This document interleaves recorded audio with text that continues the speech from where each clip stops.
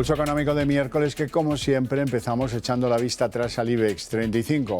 Una jornada en negativo, una jornada en la que el índice pierde un 1,06% y cierra en 8.101,4. Es decir, que casi perdemos hoy los 8.100, ha quedado por los pelos. Dentro de eso ha habido valores, por ejemplo los bancarios, que han tenido una buena sesión de bolsa.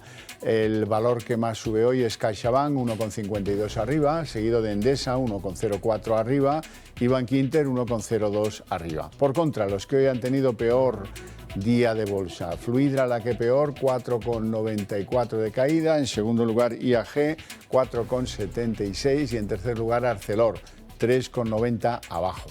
Bueno, les voy a adelantar algunos de los temas que van a ser la esencia del debate político-económico que mantenemos aquí para todos ustedes con los mejores expertos para que no se pierdan detalle. Y en ese debate hoy tenemos que abordar los datos de inflación de algunos países que hay que mirar también con el retrovisor a ver qué tal va. En el Reino Unido pues ha habido un aumento, está disparada la inflación, máximo de hace 41 años, 11,1%, así van los precios en octubre en el Reino Unido, y en Italia la inflación también escala y se queda en 11,8 en el mes de octubre. Y en segundo lugar hoy tenemos que hablar de cómo las previsiones de uno de los más acreditados servicios de estudios, el de Funcas, el de las cajas de ahorro, dice que hay que bajar las previsiones de lo que va a ser el crecimiento español para el año que viene, el año 2023. Las deja el crecimiento del PIB en un 1,1%. 8 décimas de rebaja y probablemente no sea la última de esas rebajas. Les presento ya a nuestros invitados esta tarde. Don Antonio Banda, CEO de Phil Capital. Muy buenas tardes. Hola, buenas tardes. ¿Todo bien, Antonio? Sí, sí. Con la lluvia estamos mucho mejor. La lluvia nos gusta, ¿verdad? Don José Luis Fernández, jefe de análisis y estudios del sindicato USO. Muy buenas tardes. Hola, buenas tardes. ¿Todo bien, José Todo bien, Luis? todo bien. Me alegro mucho. Vamos con la sesión de hoy. Hoy parece que, en fin, que las tensiones geopolíticas que se abrieron ayer con el dichoso misil que mató a 2 personas en Polonia, pues han contagiado de cierto pavor a los mercados, luego se han ido tranquilizando un poco y al final, eso sí, han dejado en peligro los 8.100, que era algo que pensábamos conquistado y que a lo mejor mañana perdemos. ¿Cómo ha visto la sesión? Bueno, la sesión, sí, efectivamente empezábamos de menos a menos, ¿no? O sea que era la apertura, sí, ya sabíamos que las noticias de ayer en Polonia habían tenido una preocupación en los mercados, aunque los americanos lo descontaron muy rápido, ¿no? Enseguida empezaron a recuperar lo que habían perdido y acabaron el día de ayer ganando.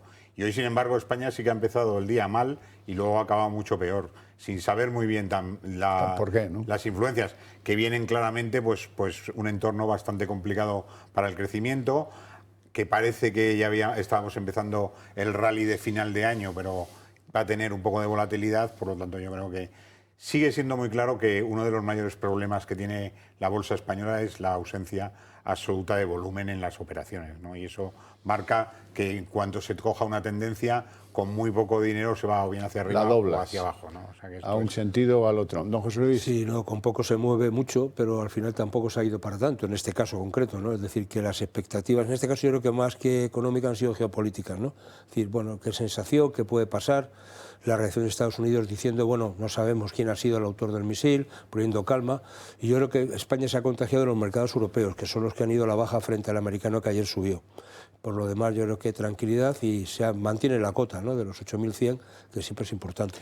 Bueno, vamos a ver cómo va la inflación, y no solo en nuestro país, sino en otros del entorno europeo. Por ejemplo, en el Reino Unido pues están en récords. Ha habido un repunte claro hacia arriba de los datos de los precios allí en octubre, 11,1% al acabar ese mes. En Italia todavía peor, 11,8% también en octubre. Bueno, pues son datos que vienen a concluir que la inflación sigue siendo un problema en el conjunto de los países europeos. Bueno, es el elemento principal. Yo creo que además hay una clara situación por el lado inglés de problema con la inflación, porque todo lo que trae el Brexit en el último año y medio viene sobre todo con el incremento de los precios de adquisición de los productos para los ingleses, ¿no? O sea, se han quedado fuera de los circuitos, hay mucha obligación de si quieren mantener su actividad, tienen que traer productos y que cada vez cuesta más caro llevarlos, y por eso el mercado está descontando que este nivel del 11% va a estar todavía lejos de donde creen que va a ser el objetivo, ¿no? Que en algunos sitios se hablan hasta del 20 y pico por ciento de inflación, que sería situar en una situación a la economía inglesa bastante complicada.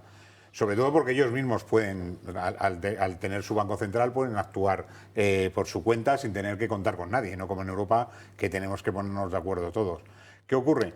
Que si realmente el Banco Central inglés quiere actuar contra la inflación, tiene que hacer una subida muy rápida de tipos de intervención que difícilmente lo va a hacer, ¿no? Porque al final eso sí que llevaría a una recesión muy rápida, pero en teoría lo que tendrías que hacer para reducir la inflación es situar tu tipo de interés de intervención por encima del nivel de inflación que tienes. Entonces estaríamos hablando de tipos por encima del 11%, que eso llevaría a una situación de la economía muy complicada, sin saber también que si en esta nueva situación eso es lo que podría provocar que la inflación se paralizase, ¿no? Porque al final puede ser un efecto contrario a lo que se quiere conseguir, que también puede ser. Y luego están los datos italianos, que lo que dicen es que no controlan la inflación tampoco. Ha llegado más tarde el fenómeno de cómo ha llegado a España y ahora están en los peores momentos que nosotros vivimos hace 3 meses.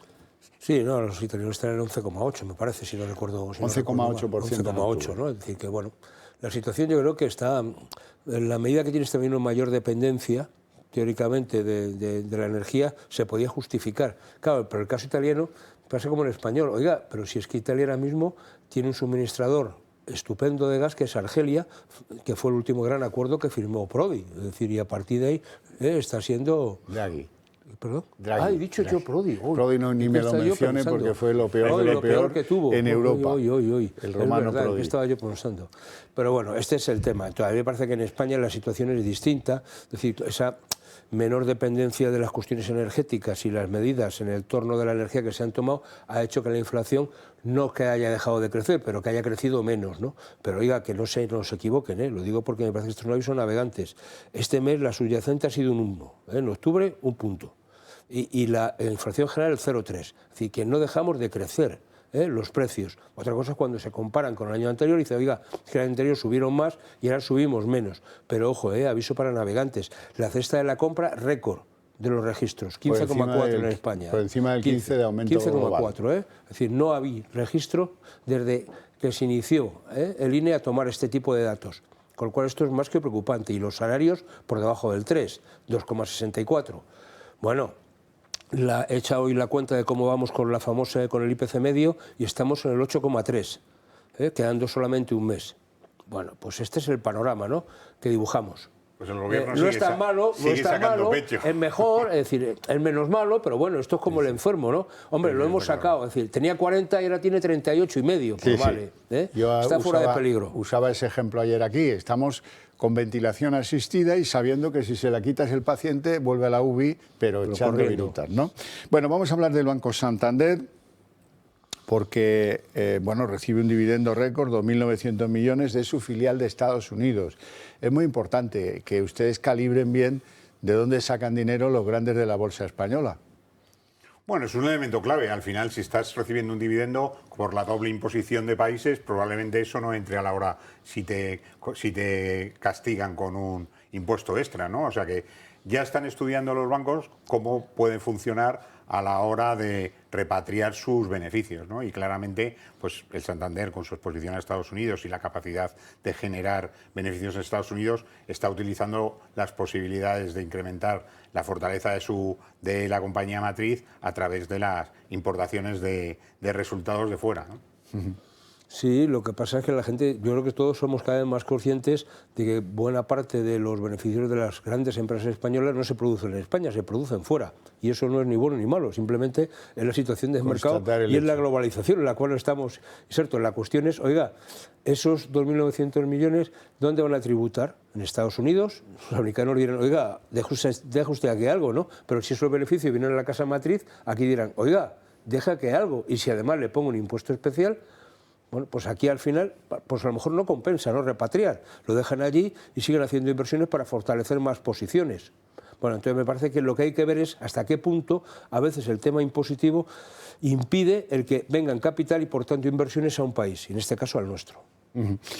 Bien, Luis de Guindos, vicepresidente del Banco Central Europeo, ha dicho algo que bueno, puede tener cierta lógica, pero cuesta de ser asimilado. La mejora de la rentabilidad de la banca, dice Guindos, podría ser una ilusión. Cuidado con el dato.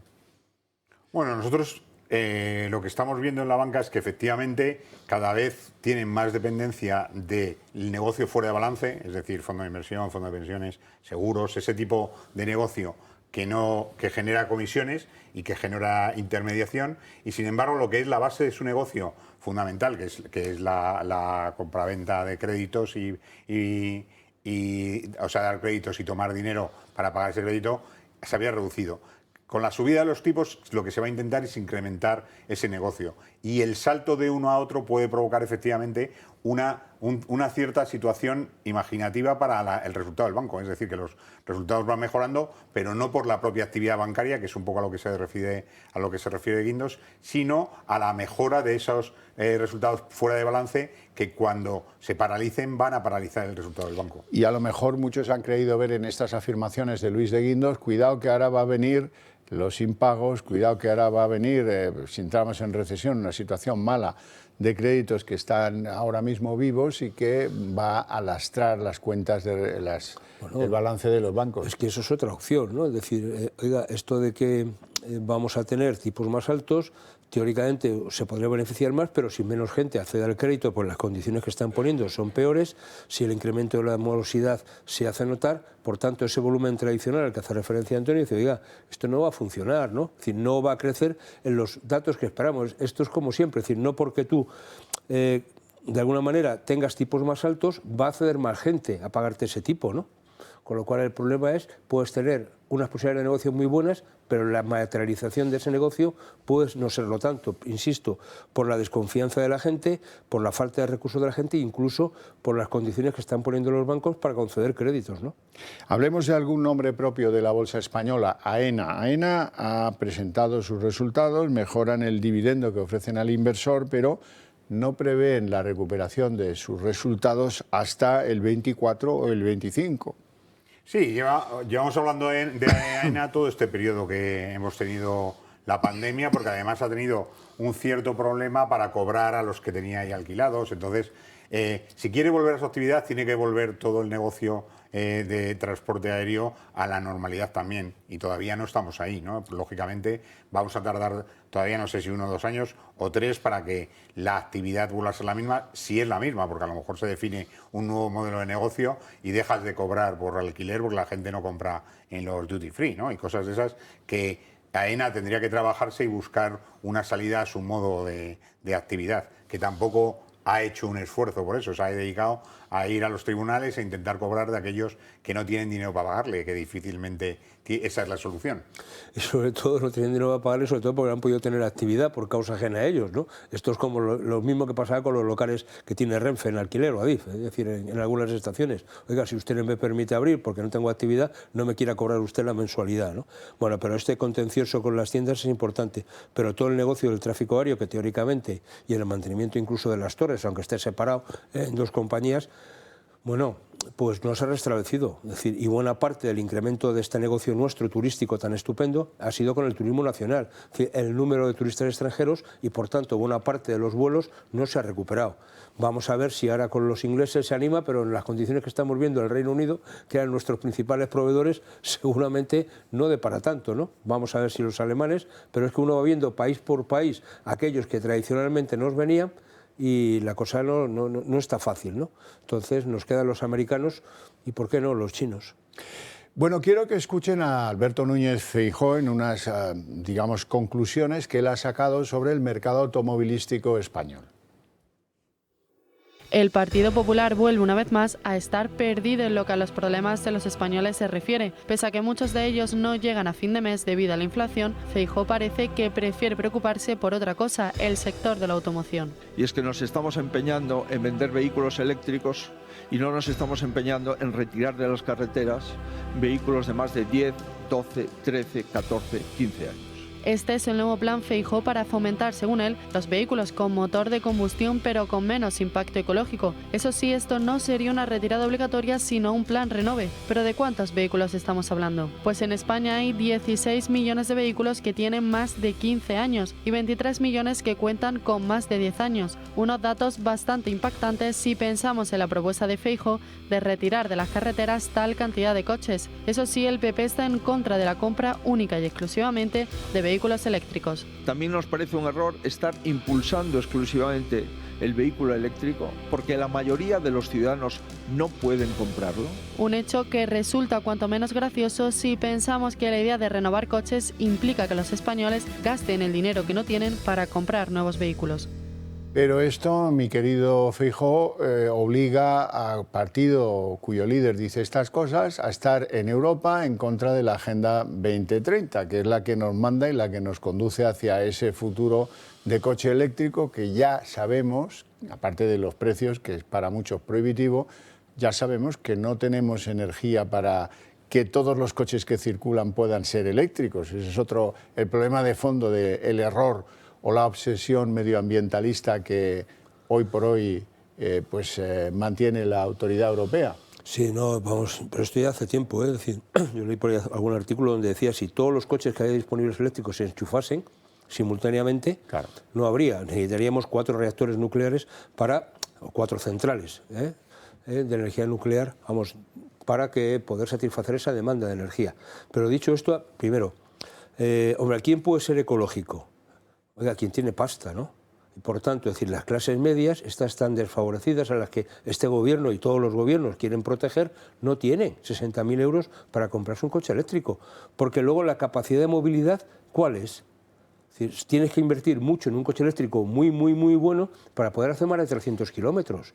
Planifica un viaje Madrid-Galicia por ir a ese sitio donde venía el señor Feijóo con un coche eléctrico. Tienes que echar un día. Y es que el tiempo no vale dinero, es que la productividad no vale dinero. Un comerciante que tenga que hacer portes lo va a hacer con un coche eléctrico y los coches, los camiones, ¿qué hacemos con ellos? Es decir, también, pero es que no hay tecnología. O sea, no hay las baterías más recientes ahora mismo en el mercado, lo más que te están dando las superbuenas, de supercoches, 500 kilómetros. Pero oiga, es que el litio, que es la base de esas, es altamente contaminante. Una vez que cese esa batería, ¿qué hacemos con ella? ¿Dónde van los residuos? Es que, o sea, no solamente se contamina con la combustión, se contamina también de otras maneras. Entonces, me parece que estas cosas hay que darle 2 vueltas, hay que ir a cuidar el medio ambiente, hay que evitar la combustión, hay que evitar las emisiones de CO2 y la desnitrificación también es básica, ¿no? Y fundamental. Pero bueno, Y sobre todo, no demonizar los motores de combustión, que son los que realmente están en nuestra capacidad industrial y que son muy eficientes. Y la capacidad adquisitiva, ¿no?, del ciudadano medio. Son enormemente eficientes, distintos a los que, y dice bien Feijóo, hay que sacar del parque móvil todos esos vehículos viejos que contaminan una barbaridad. Sí, yo creo que no tenemos claro nadie la política que hay que seguir con los coches, ¿no? Al final tenemos los automóviles ahí, somos grandes productores, tenemos ventajas, la gente se mueve, estamos con un parque de vehículos que a lo mejor sí que tendríamos que reducir su antigüedad, porque sí, efectivamente, eso reduce la contaminación, pero hay que hacerlo con planes claros, ¿sabes? Y hay que poner un acuerdo de todas las partes. La Agenda 2030 dice cosas que luego es muy difícil cumplir, pero claro que si te apuntas, pues es como si te pusiesen una medallita. Y lo que de verdad hay que hacer es, primero, sobrevivir con nuestro negocio, que es la producción de automóviles, y nosotros producimos automóviles de combustión en su gran mayoría.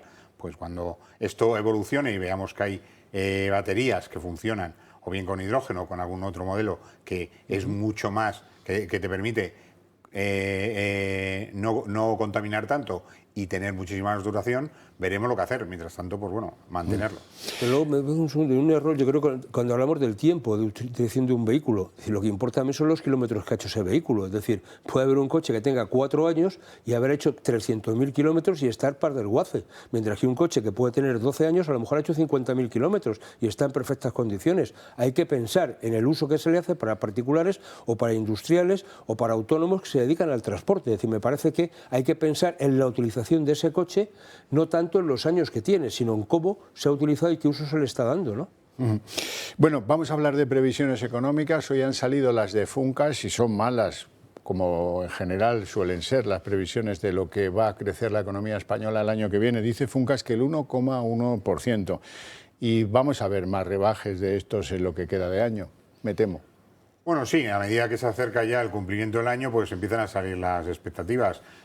Cuando las veíamos el año pasado para el 2022, todos hablábamos de crecimientos por encima del 5%, con una inflación al 1%. Si vemos el escenario del que hablábamos aquí en noviembre del año pasado, con el que estamos, pues no diríamos, bueno, nadie hubiese apostado por estos datos.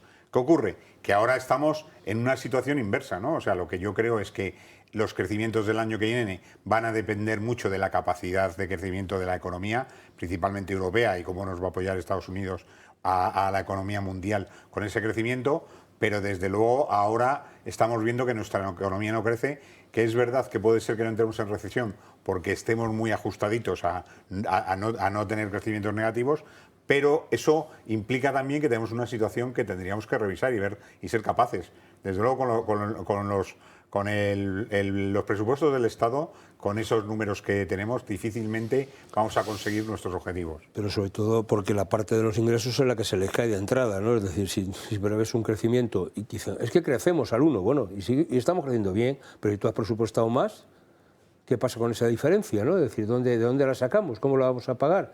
Es que simplemente un dato, recordarlo, que me parece que a veces se nos olvida, a mí por lo menos, de vez en cuando tengo que recordarlo. 2008-2009 estábamos en el 39 de deuda pública, estamos ahora en el 120, no hay colchón para seguir incrementando nuestra deuda pública. Y si esa desviación del 4,5, los más exitosos que nos dan para este año 2022, bajamos al 1,1, oiga, es que son 3 puntos, de menor crecimiento.